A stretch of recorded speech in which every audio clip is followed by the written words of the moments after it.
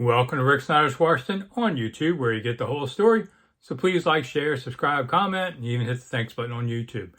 And don't forget YouTube live Monday night chat, 8 to 9 Eastern, where we talk about all things Washington sports and life. So these are all YouTube questions this week on this one. So I appreciate YouTubers checking in. Ross Garcia says, what was the preference at this point? Lose to rebuild or fight for the playoffs? At this point, fight for the playoffs because 2 and 4 can change. I mean, how many times has this team made the playoffs after a bad start?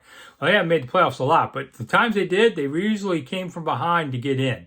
So I would still fight for the playoffs at this point. You never know. Like Green Bay's coming up. That looked like a loss, but now you never know. You might win that game. Then you're 3 and 4. So we'll see.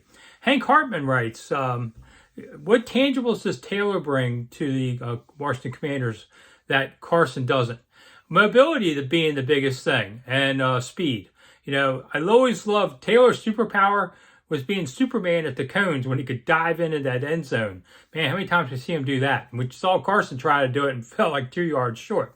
I think given this offensive line that is not doing very well, then I would say Taylor just being able to scramble and keep plays alive and fewer sacks and such is it. He doesn't have the arm, he doesn't have the deep game. They're going to have to retool the offense some, but there are positives that going to Taylor do have.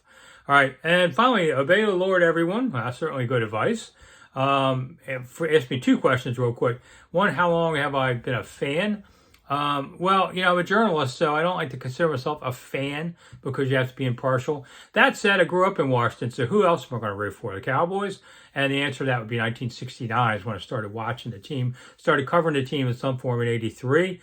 He wants to know what my record is at this point for the Commanders. 7 and 10, I guess.